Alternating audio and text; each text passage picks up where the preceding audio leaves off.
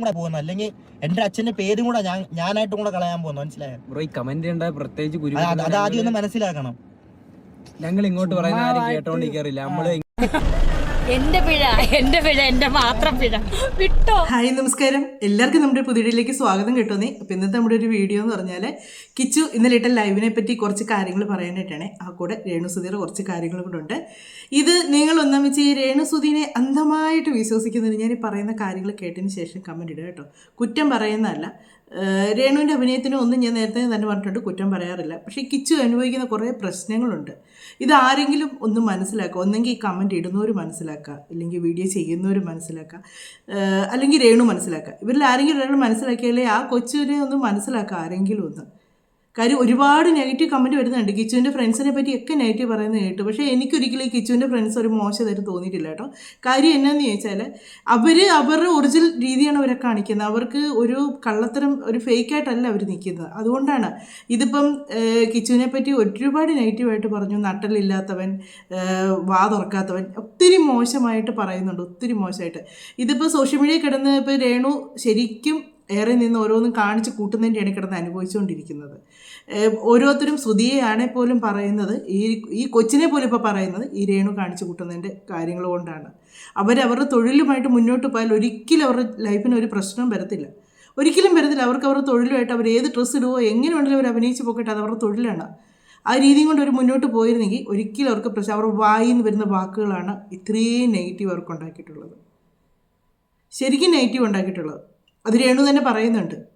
ഈ വരുന്ന നെഗറ്റീവ് കാര്യങ്ങളൊക്കെ ഞാൻ ഒരു പരിധി വരെ ആസ്വദിക്കുന്നുണ്ടെന്ന്. അപ്പോൾ അത് രേണുവിന് അതൊരു രസമായിരിക്കാം. പക്ഷേ പ്രായമായ ഒരു മകനുണ്ടെന്നും കൂടെ ചിന്തിക്കണം. 20 വയസ്സെന്നൊരു ചെറുക്കനാണത്. അതിനെ ആൾക്കാർ വന്നിച്ച് നട്ടലില്ലാത്തവൻ എന്നൊക്കെ വിളിക്കുമ്പോഴത്തേക്ക് ഒത്തിരി ആ കൊച്ചിനെ ഒരുപാട് പറയുന്നുണ്ട് കേട്ടോ, ഒത്തിരി നെഗറ്റീവായിട്ട്. അതുപോലെ തന്നെ വീഡിയോടൊക്കെ തമിഴിനെ വെക്കുന്ന ബിഷപ്പിനെ പോയി കിച്ചു തല്ലി, അങ്ങനൊരു സംഭവം ഉണ്ടായിട്ട് പോലും ഇല്ല. അങ്ങനെ ഒരു കാര്യം ഉണ്ടാകാതെ അങ്ങനെയുള്ള കാര്യങ്ങളൊക്കെ വരുമ്പോഴത്തേക്ക് പെട്ടെന്ന് നമ്മൾ കാണുന്നവർ അതായിരിക്കും വിശ്വസിക്കുന്നത്. ഞാനും ഒരു നിമിഷം ഓർത്തേമോ ഈ പാമ്പിടിച്ച കൊച്ചു പോയി ബിഷപ്പിനെ തല്ലിയോ എന്നോർത്തു. സത്യം കാര്യം എന്നാന്ന് വെച്ചാൽ കിച്ചു ആ കേൾക്കുന്നതിൻ്റെ ഒരു മനുഷ്യരല്ലേ റിയാക്ട് ചെയ്ത് പോകും. ഇപ്പം എന്നെയാണെങ്കിൽ തന്നെ ഒരാൾ ഒരു പരിധി വിട്ട് പറഞ്ഞു കഴിയുമ്പോൾ ഞാൻ മിണ്ടാതിരിക്കുന്ന ഒരു വ്യക്തിയാണെന്ന് പറഞ്ഞാലും എന്നെ ഒരു പരിധി വിട്ട് പറഞ്ഞു കഴിയുമ്പോഴത്തേക്കും സൈലൻ്റ് ആയിട്ട് ഇരിക്കുന്നവർ നമ്മൾ ഏറ്റവും കൂടുതൽ പേടിക്കേണ്ടത്. എന്നേലും വിഷയം വന്ന് അന്നേരം ചടപട വിളിച്ച് പറയുന്നത് നമ്മൾ പേടിക്കുകയേ വേണ്ട. ഈ ഉള്ളിലൊതുക്കി നിൽക്കുന്ന അവരൊരു ദിവസം പൊട്ടി വിട്ടാൽ ഭയങ്കരമായിരിക്കും. കാര്യം അവരെ തന്നെ അവർക്ക് നിയന്ത്രിക്കാൻ പറ്റാത്ത പോലെ ഒരു ചിലപ്പോൾ എന്നേലൊക്കെ പറഞ്ഞു പോയെന്നിരിക്കും. ഒന്നു വെച്ചാൽ പ്രേക്ഷകർ ഒന്ന് മനസ്സിലാക്കുക, അച്ഛനും ഇല്ല അമ്മയും ഇല്ല. അവൻ്റെ ഏറ്റവും ജീവനായിട്ടിരുന്ന ഒരാളാണ് അവൻ്റെ അച്ഛൻ എന്ന് പറയുന്നത്. ആ അച്ഛൻ ആ കുഞ്ഞിനെ വിട്ടു പോയി. അത് എൻ്റെ അമ്മ മരിച്ചിട്ട് ഇപ്പോൾ 18 വർഷമാണ്. എനിക്ക് എൻ്റെ അമ്മയായിട്ടായിരുന്നു ഭയങ്കര ഒരു അടുപ്പം. ഇന്നും ഞാൻ ആഗ്രഹിക്കാറുണ്ട് എൻ്റെ അമ്മ ഒന്ന് തിരിച്ചു വന്നിരുന്നെങ്കിൽ, എനിക്കൊന്ന് കാണാൻ പറ്റുമെങ്കിൽ. സ്വപ്നത്തിലേക്ക് അമ്മ വരുമ്പോഴത്തേക്കുണ്ടല്ലോ, നേരം വെളുത്ത് അന്ന് വൈകുന്നേരം വരെ എൻ്റെ മനസ്സിലാവൊരു ഇതാണ്, ആ രാത്രി കണ്ട സ്വപ്നമാണ്. അതൊക്കെ അനുഭവിക്കുന്നവർക്കേ മനസ്സിലാകത്തുള്ളൂ. നമുക്ക് നഷ്ടപ്പെട്ട് പോയി, നമുക്ക് അവരുടെ ഒരു തണലിൽ ജീവിച്ച് അവരുടെ ആ ഒരു സ്നേഹവും കരുതലും നമ്മൾ അനുഭവിച്ച് വെച്ച് അവർ നമുക്ക് നഷ്ടപ്പെട്ട് പോയി കഴിയുമ്പോൾ ഉണ്ടല്ലോ, നമുക്ക് ഒരിക്കലും അത് നമ്മളുടെ മരണം വരെ നമുക്കത് പറ്റത്തില്ല. പക്ഷേ ഈ കിച്ചു എന്ന് പറഞ്ഞാൽ അതിന് അമ്മ ഇല്ല, അച്ഛനില്ല. അങ്ങനെ അതൊരു അതിൻ്റെ അമ്മയുടെ അച്ഛൻ്റെ വീട്ടിലാണ് നിൽക്കുന്നത്. അവിടെ ഉള്ളവർ നമുക്ക് ആരെല്ലാം ഉണ്ടെന്ന് പറഞ്ഞാലുണ്ടല്ലോ, എനിക്ക് ഒത്തിരി ബന്ധുക്കാരുണ്ട്, എല്ലാവരും ഉണ്ട്. എൻ്റെ അമ്മയുടെ ചേച്ചിമാരുണ്ട്, അമ്മയുടെ ആങ്ങളമാരുണ്ട്, അപ്പൻ്റെ വീട്ടുകാരുണ്ട്, എല്ലാവരും ഉണ്ട്. പക്ഷേ എനിക്കൊരു ആവശ്യം വരുമ്പോഴത്തേക്ക് എനിക്ക് ആരും ഉണ്ടായിട്ടില്ല. എൻ്റെ അമ്മ മരിച്ചു കഴിഞ്ഞാണ് ഞാൻ 2 ഡെലിവറി എൻ്റെ ഇത് കിടക്കുന്നത്. ആ ഡെലിവറി സമയത്ത് എനിക്ക് എൻ്റെ അമ്മ അടുത്തുണ്ടായിരുന്നെങ്കിൽ ഒരുപാട് ഞാൻ ആഗ്രഹിച്ച നിമിഷമുണ്ട്. കാര്യം ഒരു നോർമലാണ്, എനിക്ക് സിസേറിനും കൂടെ ആയിരുന്നു. നമ്മളത് കഴിഞ്ഞ് ഒരു കുഞ്ഞിനെ നമുക്ക് എടുത്ത് അതിനൊന്ന് പാല് കൊടുക്കണമെന്നുണ്ടെങ്കിൽ ഒരിക്കലും നമുക്ക് എന്തുമാത്രം വേദന സഹിച്ച് നമ്മളത് എടുക്കുന്നതെന്നുള്ളത് നമുക്ക് അമ്മമാരുണ്ടെങ്കിൽ അവർക്കത് പെട്ടെന്ന് മനസ്സിലാകും. അവരാ കുഞ്ഞിനെ എടുത്ത് നമ്മുടെ തരാനും ഒക്കെ നമുക്ക് അതൊക്കെ അങ്ങനെ അനുഭവിച്ചിട്ടുള്ളവർക്കേ മനസ്സിലാകത്തുള്ളൂ. സത്യം പറഞ്ഞാൽ കിച്ചുവിൻ്റെ ഈ ലൈവ് കണ്ടപ്പോഴത്തേക്ക് എനിക്ക് എവിടെയൊക്കെ എന്തൊക്കെ ഒരു വല്ലാത്തൊരു വിഷമം പോലെ തോന്നി കേട്ടോ. അതുകൊണ്ടാണ് ഞാൻ ഇത് റിയാക്ട് ചെയ്യാമെന്ന് വിചാരിച്ചത്. കിച്ചുവിനെ നമ്മളിതിന് മുന്നേ കണ്ടിട്ടുണ്ടായിരുന്നു, ഒരു സൈലൻ്റ് ആയിട്ടുള്ളൊരു ഇതാണ്. ഞാൻ ഓർത്തിട്ടുണ്ട് കൊച്ചെന്നെ ഇങ്ങനെ ഈ ആരോടും മിണ്ടാത്ത ഒരു മൗനമായിട്ട്. ഒരു 3 വർഷം മുമ്പൊക്കെ ആണെങ്കിലും കിച്ചു സുതിയുള്ള സമയത്താണെങ്കിലും ഇത് അധികം ആരോടും സംസാരിക്കാൻ നമ്മൾ കണ്ടിട്ടില്ല. ഇപ്പോൾ ഒരു എന്താ ഒരു ഇൻട്രോവേർട്ട് മാതിരി നമ്മൾ നോക്കുമ്പോഴത്തേക്ക് എന്തെങ്കിലും ചോദിച്ചാൽ മാത്രം ഒന്ന് പറയും, ഒരു മുഖത്തൊരു തെളിച്ച് പോകും. അത് അങ്ങനെ ഒരു മൈൻഡ് അതിനെ കണ്ടിട്ടില്ല. ഒരു ഭയമായിരുന്നു അതിന് മനുഷ്യരെയൊക്കെ കാണുമ്പോഴത്തേക്ക്. അതുപോലെ ഒരു ഒതുങ്ങിയൊരു സ്വഭാവമായിരുന്നു ആ കൊച്ചിൻ്റേത്. ഈ കൂട്ടുകാരുമായിട്ട് വന്നതിന് ശേഷമാണ് ഈ കൊച്ച് ഇത്രയൊക്കെ സംസാരിക്കുന്ന കാണുമ്പോൾ ഞാൻ ഓർക്കാറുണ്ട് കേട്ടോ, ഇത് ഇത്രയൊക്കെ സംസാരിക്കുമോ എന്നോർക്കും. അതിൽ ഒരു 100% ഈ കൂട്ടുകാർ തന്നെയാണ്. ആ കൂടെ ഇരിക്കുന്ന പിള്ളേർ ഇന്നലത്തെ വീഡിയോയിൽ പറഞ്ഞു മിക്കവാറും അതെങ്കിൽ നെഗറ്റീവ് വരും. കാര്യം എന്നാന്ന് ചോദിച്ചാൽ ഒരു പക്ഷേ ഇവർ നമ്മളിപ്പോൾ ഒരു വീഡിയോ എടുക്കുന്നതിന് മുമ്പ് ഒന്ന് ചർച്ച ചെയ്തതിനായിട്ടായിരിക്കും വീഡിയോ എടുക്കുന്നത്. അവരത്രയും കിച്ചുവിനെ സ്നേഹിക്കുന്നതുകൊണ്ടാണ് കിച്ചുവിനെ അങ്ങനെയൊക്കെ പറയുമ്പോൾ അവർക്കും ഫീലായി. അവരും അതിൽ കമൻറ്റ് വായിച്ച് അവർ കിച്ചുവിന് പ്രശ്നമില്ല, പിന്നെ മറ്റുള്ളവർക്കാണ് പ്രശ്നം. കിച്ചുവിൻ്റെ വീട്ടിലെ കാര്യങ്ങൾ സംസാരിക്കാനായിട്ട് ഈ കൂട്ടുകാർ ആരാന്ന് ചോദിക്കുന്ന ഒരു ഒറ്റ വട്ടം രേണുവിനോട് ചെന്ന് ചോദിച്ചിട്ടുണ്ടോ? ഒരു വട്ടമെങ്കിലും രേണുവിനോട് ചോദിച്ചിട്ടുണ്ടോ? രേണുവിൻ്റെ ലൈഫിലെ കാര്യം പറയാൻ ഈ കൂടെ നിൽക്കുന്നവരാരാ, ഇവരെന്നെയാണ് ഇങ്ങനെ പറയുന്നതെന്ന് ചോദിക്കാൻ പോയിട്ടുണ്ട് ഈ കമൻറ്റ് ഇടുന്നവർ. ചെന്നാൽ രേണുവിൻ്റെ വായിൽ നിന്ന് നല്ല വർത്തമാനം കേൾക്കുമെന്നറിയാം. ഇതൊന്നും പറയാല്ലാത്തതുകൊണ്ടല്ലേ ഇതിനെ ഇങ്ങനെയൊക്കെ പറയുന്നത്. പക്ഷെ കിച്ചു പ്രതികരിച്ച് തുടങ്ങി. കിച്ചു ശരിക്കും പ്രതികരിച്ച് തുടങ്ങി. കാര്യം കിച്ചുവിന് നാട്ടിലുണ്ടോ ഇല്ലയോ എന്നുള്ളത് കിച്ചുവിൻ്റെ ഇന്നലത്തെ ലൈവ് കാണുന്നവർക്ക് മനസ്സിലാകും, നട്ടലുണ്ടോ ഇല്ലയോ എന്നുള്ളത്. കിച്ചു പറയുന്ന സത്യമാണ്. ഇപ്പം രേണുവും കിച്ചുവും കൂടെ തമ്മിൽ ഒരു വഴക്കുണ്ടാക്കി അത് കാണാനാണ് എല്ലാവരും ഇരിക്കുന്നത്. ആ ഒരു അമ്മയും മകനും തമ്മിൽ വഴക്കുണ്ടാക്കി അവരുടെ പ്രശ്നങ്ങൾ അതെടുത്ത് വെച്ച് പിന്നെ എല്ലാവർക്കും പറഞ്ഞ് അത് സന്തോഷിക്കാൻ വേണ്ടിയാണ് എല്ലാവരും ഇരിക്കുന്നത്. ഞാൻ രേണുവിൻ്റെ വായിൽ നിന്ന് വരുന്ന വാക്കിനോട് മാത്രമുള്ളൂ എനിക്ക് രേണുവിനോട് എതിർപ്പ്. അല്ലാതെ രേണു എന്ന് പറയുന്നൊരു വ്യക്തി അവരുടെ പ്രൊഫഷണലായിട്ട് മുന്നോട്ട് പോകുന്നത് എനിക്ക് സന്തോഷമേ ഉള്ളൂ. പിന്നെ കിച്ചുവിനോട് എല്ലാവരും ചോദിക്കുന്നു കിച്ചുവിൻ്റെ വായിൽ എന്നതാ അമ്മയെ നിയന്ത്രിച്ച് കൂടെ നിൽക്കുന്നത്. ഞാൻ ചോദിക്കട്ടെ, ജന്മം കൊടുത്ത അമ്മമാരുടെ അടുത്ത് പോലും ചിലപ്പോൾ മക്കൾക്ക് ഒന്നും പറയാൻ പറ്റാത്തൊരവസ്ഥ വന്നിട്ടുണ്ട് ഇല്ലേ? നമ്മൾ ജന്മം കൊടുത്ത അമ്മയാണെന്ന് പറഞ്ഞാൽ പോലും ആ മക്കൾ ആ അമ്മയോട് എന്തെങ്കിലും പറഞ്ഞാൽ ആ അമ്മമാർ നമ്മൾ പറയും മക്കൾ അനുസരിക്കുകയല്ലെന്ന് പറയും. അപ്പനും അമ്മയും പറയാം മക്കൾ അനുസരിക്കരുതെന്ന് പറയും. എത്രയോ അമ്മമാരുണ്ട്, എനിക്കറിയാവുന്ന ഒത്തിരി പേരുണ്ട്. കാര്യം ആ പിള്ളേർക്കറിയാം അവർ അമ്മയുടെ വായിൽ നിന്ന് ശരിയല്ലെന്നറിയാം. പക്ഷെ അവരത് പറഞ്ഞാൽ ആ അമ്മ അംഗീകരിച്ച് കൊടുക്കത്തില്ല.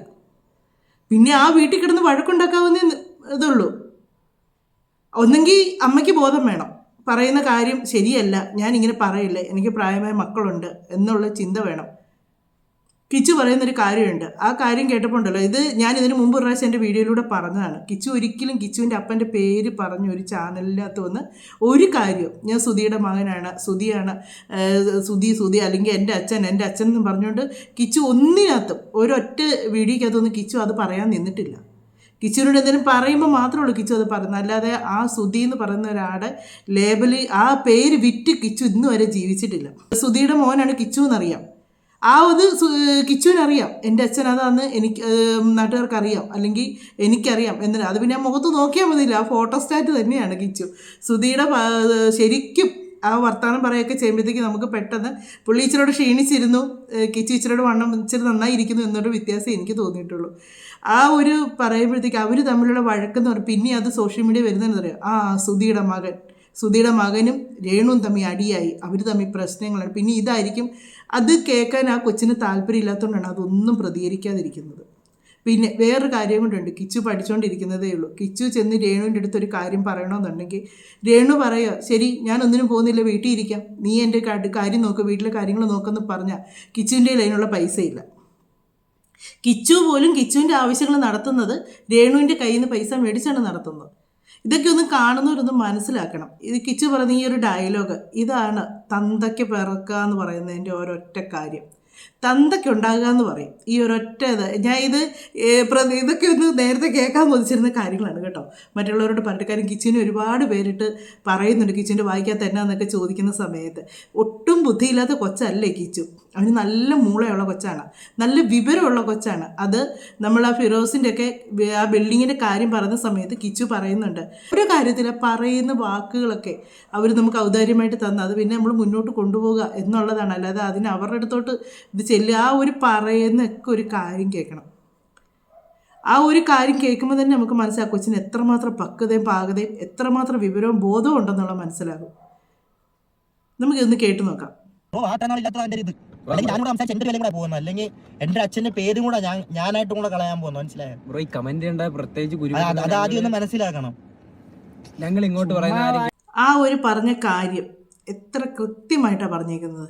ഞാനും ഇതിനൊപ്പം തന്നെ ബഹളം വെച്ച് നടന്നാൽ എൻ്റെ അച്ഛൻ്റെ പേരാണ് പോകുന്നത്. സത്യമാണ് പറയുന്നത്, അവൻ്റെ അച്ഛൻ്റെ പേരാണ് പോകുന്നത്. അത് ആ അച്ഛനെ സ്നേഹിക്കുന്നതുകൊണ്ടാണ്.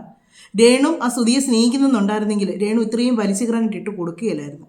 ഇത്രയും നാഴിക്ക് 40 വട്ടം പറയുന്നുണ്ട് ഞാൻ രേണുസുതി പറഞ്ഞു നടക്കുന്നുണ്ട്. ആ സുധി എന്നുള്ള പേരോട് സ്നേഹം ഉണ്ടെങ്കിൽ രേണുവിൻ്റെ കാര്യങ്ങൾ നോക്കി പോവുക. അല്ലാതെ ആ ബിഷപ്പിനെ ഇരുന്ന് ചീത്ത വിളിക്കുക, ഫിറോസിനെ ചീത്ത, ഇത് അങ്ങോട്ട് പറയാൻ നിൽക്കുന്നതുകൊണ്ടല്ലേ അവരാണേലും തിരിച്ച് എന്നേലൊക്കെ പറയുന്നത്. അവരവരുടെ ജോലിയായിട്ട് പോവുക. നമുക്ക് വേറെ കുറേ കാര്യങ്ങളുണ്ട്. കിച്ചു പറയുന്ന കുറച്ച് ശരിക്കും കറക്റ്റായിട്ടുള്ള കുറേ കാര്യങ്ങളുണ്ട്. അതും കൂടെ നമുക്കൊന്ന് കേൾക്കാം.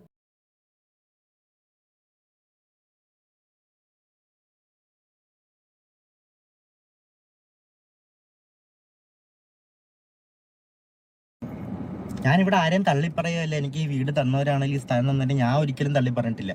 ഞാൻ ഇപ്പം ഈ ഒരു സംഭവം നടന്നപ്പോഴാണ് ഞാൻ ആദ്യം വിളിച്ചേക്കുന്ന ഫിറോസിക്കാനെ. അത് നിങ്ങൾ ആദ്യം മനസ്സിലാക്കുക. എനിക്ക് ഇങ്ങനെയൊക്കെ ഇതൊക്കെ ഉണ്ട്, അതൊന്നും എനിക്ക് കാണിക്കേണ്ട ആവശ്യമില്ല. ഞാൻ ചെയ്യേണ്ട കാര്യങ്ങൾ ഞാൻ ഇന്ന് ചെയ്യുന്നുണ്ട്, അത് ഞാൻ പുറത്തോട്ട് കാണിക്കുന്നില്ലെന്ന് മാത്രമേ ഉള്ളൂ. എനിക്ക് എല്ലാവരെയും ബോധിപ്പിക്കേണ്ട ആവശ്യമൊന്നുമില്ല. അവർക്കറിയാമല്ലോ. ഫിറോസിക്ക എന്ന് പറഞ്ഞ ആൾക്കാരൊക്കെ അവനായിട്ട് ഭയങ്കര കാര്യമുള്ള ആൾക്കാരാ. കിച്ചു പറയുന്നത് ഇങ്ങനെ ഒരു വിഷയം വന്നപ്പം ആദ്യം കിച്ചു അവരെ തന്നെയാണ് വിളിച്ചത്. ഇപ്പോൾ അവരൊക്കെ ആയിട്ട് ഇപ്പോഴും കിച്ചുവിന് നല്ല കോൺടാക്ട് തന്നെയാണ്. അത് രേണു പറയുന്നുണ്ട്. കിച്ചു അവരുമായിട്ട് കോൺടാക്ട് ആണ്. അതിനിപ്പോൾ എന്നാ ഞാനുമായിട്ടില്ലെന്ന് പറഞ്ഞ് കിച്ചുമായിട്ട് കോൺടാക്ട്, അതൊക്കെ ഒരു അഹങ്കാരത്തിലാണ് പറയുന്നത് എന്ന് പറഞ്ഞാലും കിച്ചു അവരൊക്കെ ആയിട്ട് നല്ല കോൺടാക്റ്റും കാര്യങ്ങളൊക്കെയാണ്. കിച്ചുവിന് അറിയാം ആ വീട് കിച്ചുവിനും ഋതപ്പനും ഉള്ളതെന്നുള്ള കിച്ചുവിന് നല്ലപോലെ അറിയാം. പിന്നെ ഈ ഒരു വീട് രേണു തന്നെ പറയുന്നുണ്ട്, ഈ വീട് അവർക്കുള്ളതാണ്, എൻ്റെ പേരിലല്ല കിട്ടുക. പിന്നെ എന്നതിനാണ് ഇവർ കിടന്ന് ഈ പ്രശ്നം ഉണ്ടാക്കുന്നതെന്ന് എനിക്ക് മനസ്സിലായിട്ടില്ല. പിന്നെ എന്നതിനാണ് ഇവരിങ്ങനെ കിടന്ന് ഈ ബഹളം ഉണ്ടാക്കുന്നത്? ഞാൻ ഇന്നാലും പറഞ്ഞു, നമ്മുടെ കൂട്ടുകാരാരെന്നറിയണം, നമ്മൾ ആരെന്നറിയണമെന്നുണ്ടെങ്കിൽ.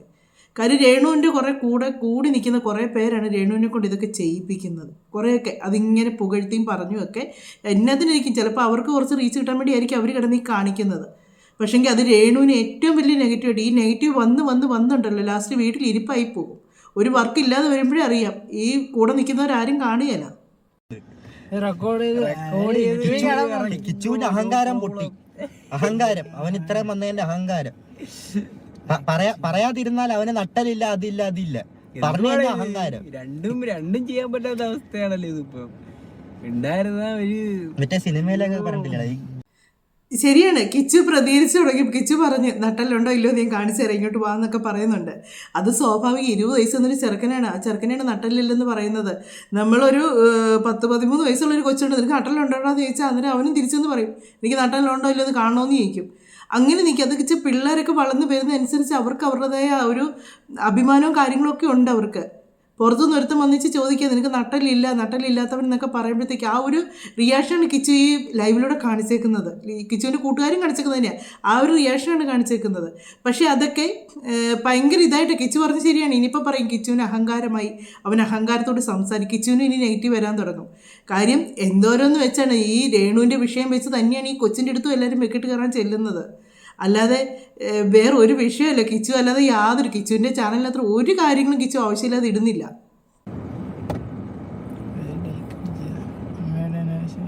ഈ ഒരു സിറ്റുവേഷന് വന്നിരുന്ന് ഇത്രയെന്ന് വരാൻ പറ്റുമെന്ന് നോക്കുക ആർക്കെങ്കിലും.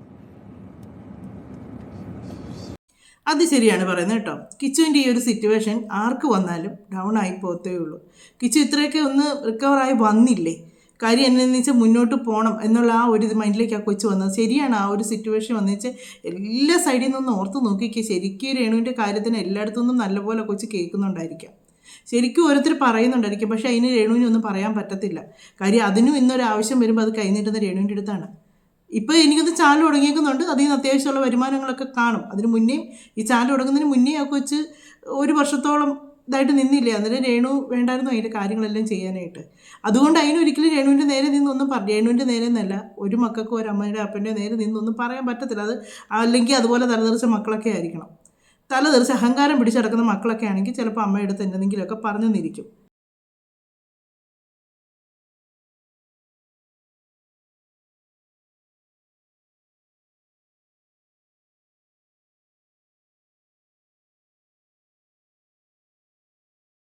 അത് ആ പറയുന്ന കാര്യം എന്നാന്ന് ചോദിച്ചാൽ ആരോ ഒന്നിച്ച് പറഞ്ഞു, രേണുവിനെ പോലെ ഇനി നെഗറ്റീവ് നീയും എടുക്കുവാണോ എന്ന് ചോദിച്ചു. കാര്യം എന്നാന്ന് ചോദിച്ചാൽ കിച്ചു ഇച്ചിരി ഒരു ഇതായിട്ടൊക്കെ സംസാരിച്ചു, വയലൻ്റായിട്ട് സംസാരിച്ചു. അതാണ് പറയുന്നത്, എടുത്തടിച്ച മാതിരി രേണു പറയുന്ന മാതിരി എടുത്തടിച്ച മാതിരി സംസാരിച്ച് നെഗറ്റീവ്. പക്ഷേ കിച്ചു പറയുന്നുണ്ട്, ഞാൻ എടുത്തടിച്ച് പറഞ്ഞല്ല, എൻ്റെ കാര്യങ്ങൾ പറഞ്ഞാണ് എന്ന് പറയുന്നുണ്ട്. അത് ലൈവിലുള്ള ഓരോ കാര്യങ്ങളാണ്. ഈ അമ്മയുടെ ഇത് കൊണ്ടെന്ന് പറഞ്ഞിട്ട് എന്നെ പിടിക്കേണ്ട ആവശ്യം എന്താണ്? ഞാൻ എന്തെങ്കിലും കാര്യത്തിൽ ഇടപെടുന്നുണ്ടോ? ആരും പറയട്ടെ, ഇവനാണോ അത് പറയുന്നത്? ഞാൻ എന്തെങ്കിലും പറഞ്ഞിട്ടുണ്ടോ? എനിക്ക് ആ ബിഷപ്പ് ആണേലും ഈ ഫിറോസിക്ക എന്ന് പറയുന്ന ആ ആണേലും എന്നെ പറ്റി എന്തെങ്കിലും ഒരു ഇത് പറഞ്ഞിട്ടുണ്ടോ? ആരിത് പറഞ്ഞിട്ടുണ്ടെങ്കിൽ ഞാനിപ്പോ മാറ്റാൻ എനിക്ക് കുഴപ്പമില്ല. പബ്ലിക്കായിട്ട് സോറി പറയാണെങ്കിൽ സോറി പറയാം. പക്ഷെ ഇവന്റെ വാദം അല്ലാതെ ഞാൻ ഇനി ഒരാളെ പോയി തിരുത്തണം, അതാണ് ഇതാണ്. എന്തിനാ അതിന്റെ ആവശ്യം എന്താണ്? ഞാൻ ഇപ്പൊ എന്റെ ലൈഫ് ഞാൻ നല്ല കൊണ്ടുപോയാൽ പോരെ? ഞാൻ ആദ്യം ഒന്ന് ഓക്കെ ആയിട്ട് പോരെ, മറ്റൊരാളെ ഓക്കെ ആക്കാൻ നോക്കണ്ട. കൊച്ചു കുട്ടിയൊന്നും അല്ലല്ലോ പറഞ്ഞു കൊടുത്ത. ഈ പറയുന്ന പോലെ ഞാനും കൊച്ചുകുട്ടിയല്ല, അമ്മയും കൊച്ചുകുട്ടിയല്ല. രണ്ടുപേർക്കും പറഞ്ഞാൽ മനസ്സിലാവും. മനസ്സിലായി? അത് അവരെടുക്കട്ടെ. രണ്ടുപേർക്കും ഇതില്ലാത്തൊന്നും അല്ലല്ലോ, ബോധമില്ലാത്തവരൊന്നും അല്ലല്ലോ. പിന്നെ ഇവൻ പറഞ്ഞു കൊടുത്താലേ മനസ്സിലാക്കത്തുള്ളൂ. അങ്ങനെയല്ലല്ലോ. ഇത്ര നിങ്ങളാണെങ്കിലും ഇത്രയും പറഞ്ഞില്ല, അതൊക്കെ കാണുന്നുണ്ടായിരിക്കും. മനസ്സിലായോ? അത് തന്നെ എത്രയോ പേര് ഈ കമൻറ്റ് ഇങ്ങനെ പറയുന്നുണ്ട്, രേണുവിന് എന്നെല്ലാം പറയുന്നുണ്ട്. പക്ഷേ ആ കമൻറ്റൊക്കെ കണ്ടു കഴിയുമ്പോൾ രേണു വേറെ രീതിക്കാണ് എടുക്കുന്നത്. പിന്നെ ഒരു കാര്യമുണ്ട് കേട്ടോ, കുറച്ച് പേര് ഇതായിട്ട് പറയുന്നതെന്ന് പറഞ്ഞാലും കുറച്ച് പേര് തീരെ മോശമായിട്ടും ഓരോന്നും പറയുന്നുണ്ട് കേട്ടോ. കഴിഞ്ഞ ദിവസം ഞാനും കണ്ടായിരുന്നു ഒരു കമൻറ്റ്, അത് രേണുവും കണ്ടു. രേണു കമൻറ്റ് ഒന്നും കാണുന്നില്ല എന്നൊക്കെ പറഞ്ഞ് വെറുതെ പറയുന്നതാണ്. രേണുവും കണ്ടെന്ന് പറഞ്ഞു. ആ ഫോൺ കിട്ടിയതിൻ്റെ കസ്റ്റമർ കൊടുത്തു തന്നപ്പോഴത്തേക്ക് അതൊരുമാതിരി മോശമായിട്ടാണ് കേട്ടോ രേണുവിനെ പറഞ്ഞേക്കുന്നത്. ഞാൻ പറയുന്നത് അവരെങ്ങനെയും ജീവിക്കട്ടെ, നമുക്ക് എന്നാ പാട്, അവരെങ്ങനെയും ജീവിക്കട്ടെ. അവർ ഇപ്പം ആരെങ്കിലും അവർക്കൊരു സഹായം ചെയ്തോ എങ്ങനെയും അവർ ജീവിച്ച് പോട്ടെ. പക്ഷെങ്കിൽ അവരെ അങ്ങനത്തെ മോശമായിട്ടുള്ളൊരു ഇത് പറയുമ്പോഴത്തേക്ക് അവർക്ക് 2 മക്കളും കൂടെ ഉണ്ടെന്നുള്ളത് എല്ലാവരും ചിന്തിക്കണം. ആ കുഞ്ഞുങ്ങൾ വളർന്നു വരിക, കൊച്ചൊക്കെ വളർന്നു വരിക. അത് അവരങ്ങനത്തെ പണിക്ക് പോയതെന്ന് എനിക്ക് തോന്നുന്നില്ല. കാര്യം എന്നാന്ന് ചോദിച്ചാൽ അവരിവിടുന്ന് പോകുന്നത് മൊത്തം അവർ എല്ലാം വീഡിയോസും കാര്യങ്ങളൊക്കെ ഇടുന്നുണ്ട്. എന്ന് പറയുമ്പോൾ നിങ്ങൾ ചോദിക്കും അതിപ്പോൾ എടുത്ത് വീഡിയോ ഇടുമെന്ന്. വീഡിയോ ഇടുന്നതിൻ്റെ അല്ല, നമ്മൾ പറയണം ഒരാളെ പറ്റി നെഗറ്റീവ് പറഞ്ഞാൽ നമുക്ക് അറിയാൻ മേലാത്തൊരു കാര്യങ്ങൾ, നമ്മൾ കണ്ടിട്ടില്ലാത്തൊരു കാര്യങ്ങൾ ഒരാളെ പറ്റി നെഗറ്റീവ് പറയുന്നത് ശരിയല്ല കാണിക്കുന്നത്. അത് വളരെ മോശമാണ് കാണിക്കുന്നത്. അത് ആ കുഞ്ഞുങ്ങളെ കൂടെ ബാധിക്കുമെന്ന് നിങ്ങൾ ചിന്തിക്കണം. അമ്മേനെ ഇനി വേറെ എന്തെങ്കിലും പറഞ്ഞിട്ടാണ് അങ്ങനെ വിളിച്ചതെന്ന് എനിക്ക് അറിയത്തില്ല. എനിക്ക് തോന്നുന്നില്ല അങ്ങനെ എന്തെങ്കിലുമൊക്കെ നടന്നിട്ടുണ്ടോ. അങ്ങനെ ഇപ്പൊ പറഞ്ഞെങ്കിലും കുഴപ്പമാണ്. അതിപ്പം നല്ലൊരു പ്രവൃത്തിയല്ല. മോശമായ കമന്റുകൾ വായിക്കുന്നു.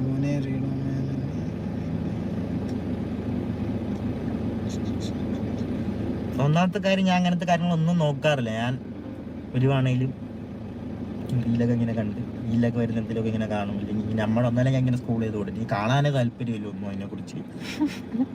നോട്ട് ഇൻട്രസ്റ്റ് ഒക്കെ കൊടുത്തു ഇടയ്ക്ക്. കിച്ചു പറയാനുള്ള ഭാഗമല്ല കിച്ചു പറയുന്നുണ്ട്.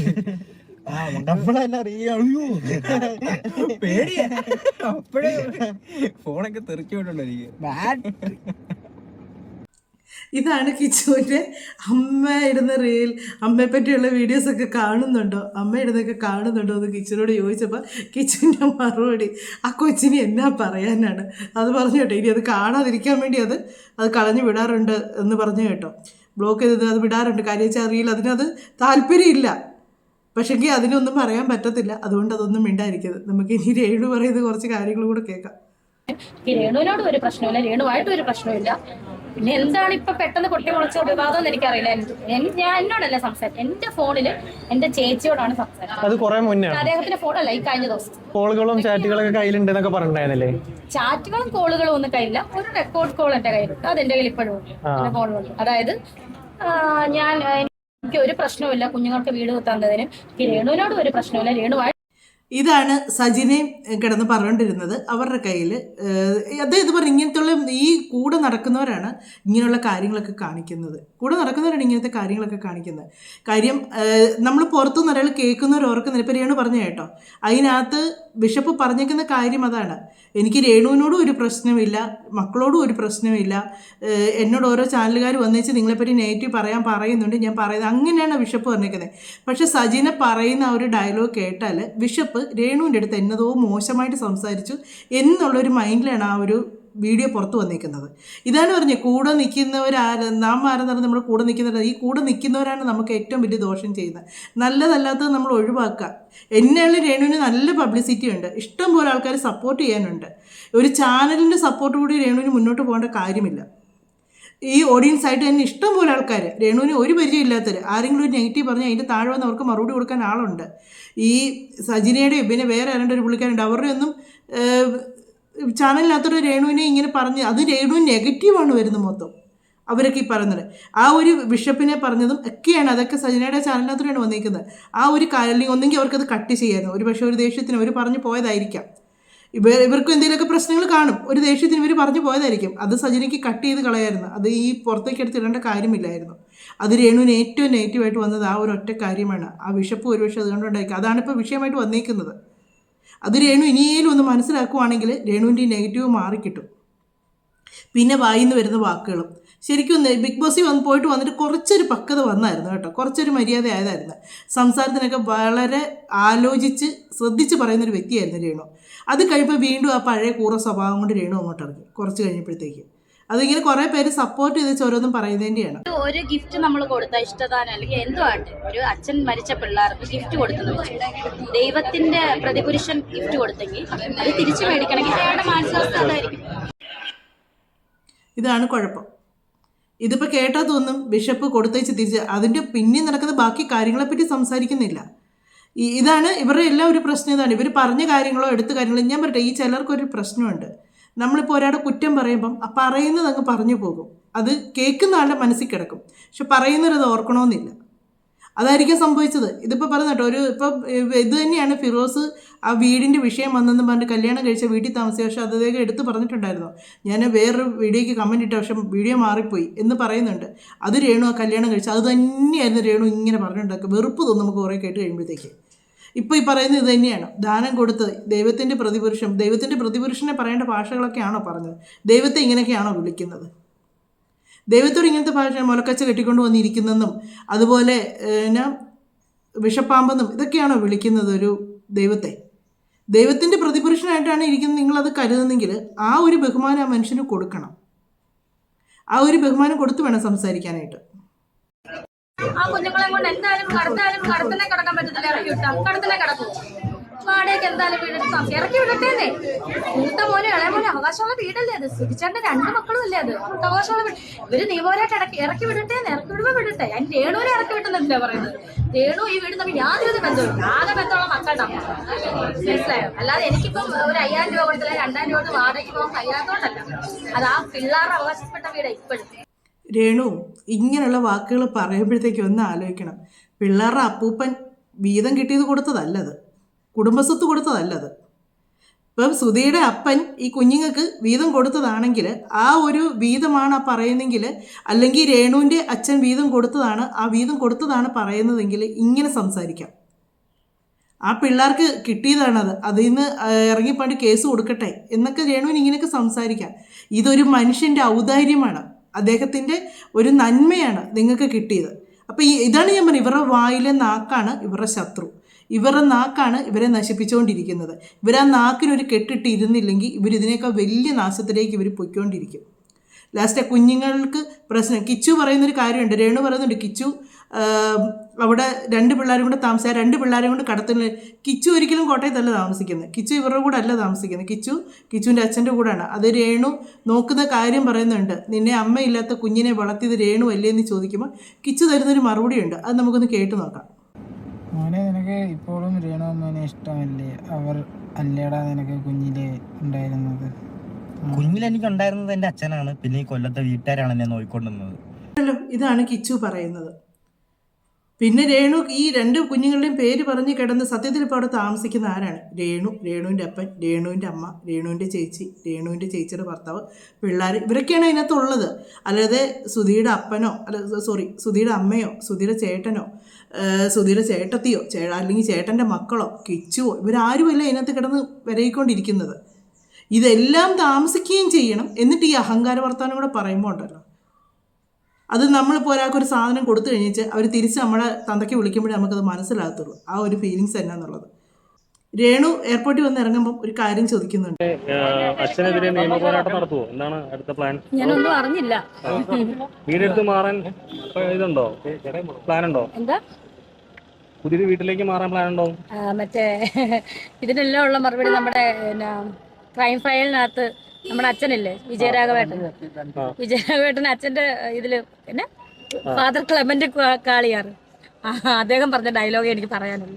അത് നിങ്ങൾ ഊഹിച്ചോ? പൊക്കോ പോകാന്ന് പറയുന്നത്. പക്ഷെ അതിനകത്ത് രേണു ഒരു കാര്യം പറയുന്നുണ്ട്, അത് ആ ഒരു വീഡിയോയിൽ അത് മ്യൂട്ട് ചെയ്തിട്ടേക്കുവാണ് രേണു പറയുന്നത്. പക്ഷെ അത് പറയുന്നത് വേറൊരു അത് ഞാൻ കേട്ടായിരുന്നു. പറയുന്ന കാര്യം എന്നാന്ന് ചോദിച്ചാൽ ഇതാണ് പറയുന്നത്, എന്റെ പിഴ എന്റെ മാത്രം പിഴ വിട്ടോ. ആ ഒരു ബോധം രേണുവിനുണ്ടെങ്കിൽ രേണു ഇനിയേലും വാക്ക് നിർത്തും, വായി കടിച്ചു വെച്ചു. അതൊരു സിനിമയിലൊരു വെറും വാക്കല്ലത്. അതിൽ ആ സിനിമയ്ക്കകത്ത് വിജയരാമൻ പറയുന്ന ഒരു വാക്ക് മാത്രമല്ലത്. ഇത് റോമൻ കത്തോലിക്കറും മറ്റ് സഭക്കാർക്കുണ്ടോ എന്ന് എനിക്കറിയില്ല കേട്ടോ. ഞങ്ങളുടെ ഒരു ഇതിലുണ്ട് റോമൻ കത്തോലിക്കറുടെ ഇതിൽ കുമ്പസാര ജപമാണത്. ജപത്തിനകത്ത് നമ്മൾ ഒരു പ്രാർത്ഥനയുണ്ട്. ആ ജപം ചെല്ലിയതിന് ശേഷം അതൊരു പകുതിയാണ് നമ്മൾ പ്രാർത്ഥിക്കുന്നത്. ആ പ്രാർത്ഥന ചെല്ലിയതിന് ശേഷം നമ്മൾ കുമ്പസാരിക്കാണ്ട് പോകുന്നത്. കുമ്പസാരിച്ച് കഴിഞ്ഞേച്ച് നമ്മൾ വന്നേച്ച് ബാക്കി ചെല്ലേണ്ട പ്രാർത്ഥനയാണത്. അപ്പോൾ ആ സമയത്ത് നമ്മൾ പറയുന്നൊരു കാര്യമുണ്ട്. അത് നമ്മൾ കൈ ഇങ്ങനെ വെച്ച് എൻ്റെ പിഴ എൻ്റെ വലിയ പിഴ നമ്മൾ എന്നിട്ടാണ് ബാക്കി പ്രാർത്ഥന ചെല്ലുന്നത്. അത് രേണുവിന് അതിൻ്റെ അർത്ഥം അറിഞ്ഞിട്ടാണ് രേണു പറയുന്നെങ്കിൽ കാര്യം വെച്ചാൽ നമ്മൾ ചെയ്യുന്ന തെറ്റുകൾ നമ്മൾ കുമ്പസാരിച്ച് പറഞ്ഞതിന് ശേഷം വന്നിച്ച് ദൈവത്തോട് ക്ഷമ ചോദിക്കുന്നതാണത്. ആ കുമ്പസാരം കഴിഞ്ഞിട്ട് നമുക്ക് അച്ഛൻ പറഞ്ഞു തരും ഇത്ര അതിനുള്ള പരിഹാരങ്ങൾ പറയുന്ന ആ പ്രാർത്ഥനകൾ പറഞ്ഞു തന്ന ആ പ്രാർത്ഥനകൾ ചെല്ലുന്നതിന് മുന്നേ നമ്മൾ ചെല്ലിയതിന് ശേഷം നമ്മൾ ഈ ഒരു പ്രാർത്ഥന ചെല്ലുന്നതാണ്. അത് രേണുവിന് അർത്ഥം മനസ്സിലാക്കിയാണ് പറഞ്ഞതെങ്കിൽ രേണു ഇനിയെങ്കിലും രേണുവിൻ്റെ നാക്ക് രേണുവിൻ്റെ കൈ വെക്കുക. ഒരു ആങ്കൊച്ച് അവനൊരു വളർന്നുകൊണ്ട് വന്നുകൊണ്ടിരിക്കുക. അവനും ഇനിയൊരു കുടുംബവും ജീവിതവും ഒക്കെ വേണ്ടതാണ്. അവനിപ്പോഴും അമ്മയായിട്ട് തന്നെയാണ് രേണുവിനെ കരുതുന്നത്. ഒരിക്കൽ പോലും രേണുവിനെ തള്ളി പറഞ്ഞിട്ടില്ല. രേണുവിനെതിരെ ഒന്നും പറയാൻ വന്നിട്ടില്ല. രേണുവിനെ മോശക്കാരിയാക്കാനും വന്നിട്ടില്ല. ഒന്നിനും വന്നിട്ടില്ല. ആ കൊച്ച് ശരിക്കും ആലോചിച്ചെടുത്താണ് പറയുന്നത്. അവൻ്റെ അച്ഛനെ അതുപോലെ അപമാനിച്ചിട്ട് പോലും ഒന്നും മിണ്ടാതിരുന്നിട്ടുള്ളൊരു കൊച്ചാണത്. ലാസ്റ്റ് ഇനി അതിനെ കൊണ്ടും കൂടെ പറയിപ്പിച്ച് കഴിഞ്ഞ് അങ്ങനെയും കൂടെ ഒരു ചീത്തപ്പേര് അതിനും കൂടെ കൊടുക്കാനേ ഇരിക്കുക.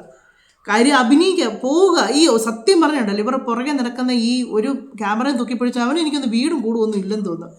രേണു കഴിഞ്ഞ ദിവസം കണ്ട് രേണു സ്ട്രോ ഇട്ട് ജ്യൂസ് കുടിക്കുക. പിന്നെ ബാക്കിയുള്ളവരൊക്കെ എന്താ പശുവിൻ്റെ വാലിട്ടാണോ വെള്ളം കുടിക്കുന്നത്? സ്ട്രോ ഇട്ട് ജ്യൂസ് കുടിക്കുന്നത്. ബാക്കിയുള്ളവരൊക്കെ പശുവിൻ്റെ വാലിട്ടായിരിക്കും ജ്യൂസ്. ഇവൻ അതായിരിക്കും ചെയ്യുന്നത്. എന്നതൊക്കെയാണ് പറയുന്നത്. അതുപോലെ തന്നെ ബിരിയാണി കഴിക്കുന്ന രേണുസുതി, വാരിക്കഴിക്കുന്ന രേണുസുതി. പിന്നെ നാട്ടുകാർക്കൊക്കെ ഇതിനൊക്കെ വരുന്ന നെഗറ്റീവ് കമൻറ്റ് കേൾക്കണം. ഇതൊക്കെ രേണു അറിയാതല്ല കേട്ടോ. രേണു ചിലതിനകത്ത് പറഞ്ഞു കൊടുക്കുന്നുണ്ട്. ചിലത് അതുപോലെ തന്നെ വരുന്നുണ്ട്. അങ്ങേരെ അതുപോലെ തന്നെ ഇടുന്നുണ്ട്. തന്നെ വാരി ആഹാരം കഴിക്കുന്ന രേണുസുതി എന്നും പറഞ്ഞ് രേണു ക്യാപ്ഷൻ പറഞ്ഞു കൊടുക്കുന്നു. അവരത് എടുക്കുന്നു. അതുപോലെ തന്നെ ക്യാപ്ഷൻ ഇടുന്നു. അതിൻ്റെ താഴെ വരുന്ന കമൻറ്റുകൾ കേൾക്കണം. പിന്നെ എല്ലാവരും അവരവരുടെ കൈ കൊണ്ടല്ലേ വാരി തിന്നുന്നത്. നാട്ടുകാരും അല്ലല്ലോ വാരി കൊടുക്കുന്നത്. എന്നാണേലും എനിക്ക് കിച്ചുവിനോട് ഒരുപാട് വിഷമം പാവം തോന്നി കേട്ടോ. കാര്യം എന്നാന്ന് ചോദിച്ചാൽ കിച്ചു നല്ലപോലെ ടെൻഷൻ അനുഭവിക്കുന്നുണ്ട്. മോനെ ഈ ഒരു സമയമൊക്കെ കടന്നു പോകും. ഇതിനൊക്കെ നല്ലൊരു നിമിഷം വരും. കാര്യം ഇതിനൊക്കെ മോശം സ്റ്റേജിലൂടെ നീ കടന്നു പോയിട്ടില്ലേ? അതിൽ നിന്നൊക്കെ നീ ഇത്രയും മാറി വന്നില്ലേ? ഇനിയും നിനക്ക് ഇതിനേക്കാൾ ഒരുപാട് മാറ്റങ്ങൾ വരും. എന്നാണേലും നിൻ്റെ അച്ഛൻ്റെ അനുഗ്രഹം നിൻ്റെ കൂടെ തന്നെയുണ്ട്. അതുകൊണ്ട് നിനക്ക് ഒരിടത്തും ഇനി ഒരു പ്രശ്നവും നിന്നെ ബാധിക്കുകയില്ല. നീ പറഞ്ഞ പോലെ തന്നെ ഇതൊന്നും നിന്നെ ബാധിക്കുന്ന കാര്യമേ അല്ല. ഈ ഒരു പ്രശ്നങ്ങളൊന്നും ആ ഒരു ബെൽറ്റിനുള്ളിൽ നീ നിൽക്കാൻ നോക്കുകയേ വേണ്ട. നീ നിൻ്റെ കാര്യം നോക്കി നീ പഠിക്കുക. നിൻ്റെ കാര്യങ്ങൾ നോക്കി നീ പോവുക. നിൻ്റെ ഒരു ലൈഫ് തേടി പോവുക. കാര്യം ഇതിൽ പെട്ടുപോലെ ആ ഉള്ളിലേക്ക് നീ കയറിപ്പോയാൽ നീയും അതിൽ പെട്ടുപോകും. പിന്നെ നിനക്ക് ഇതിനേക്കാൾ ഒരു സമാധാനക്കേടായിരിക്കും. അതുകൊണ്ട് നീ നിൻ്റെ ഇതിലേക്ക് തന്നെ നീയും പോവുക. നല്ലൊരു ലൈഫ് ഉണ്ടാകട്ടെ. മറ്റൊരു വീഡിയോയിലൂടെ മറ്റു കാര്യങ്ങളൊക്കെ ആയിട്ട് നമുക്ക് കാണാം.